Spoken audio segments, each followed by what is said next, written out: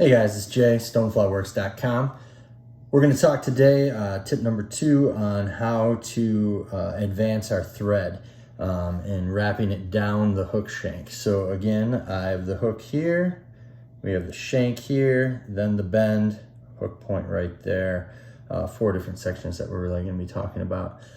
So when you get a recipe off of our website, it might consist of laying down thread and wraps down towards the bend of the hook, stopping at the midway point, which would be just about here, midway down the shank, or the 3/4 spot, or all the way down to the hook bend, which would be right here.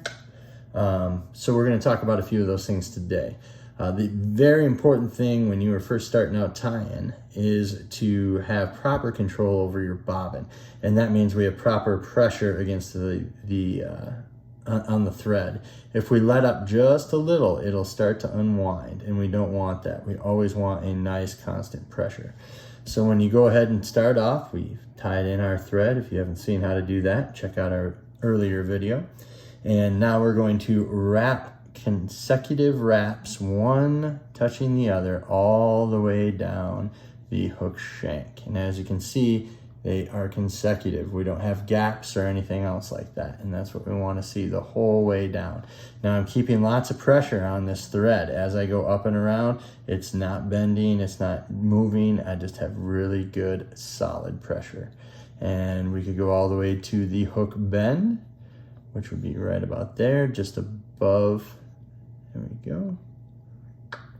Just like so. Now, if we had talked about only going to just above the point, which is probably what I would call 3/4 on this this hook shank itself, we'd be about right there. So now we're just above the point of the hook, and halfway, and 1/4, 2/3. You can break it up into a lot of different stuff. So when you're reading our recipe cards, usually we tell you exactly how to do this as far as where you're going to wrap, where you're going to stop, where you're going to start. Cheers.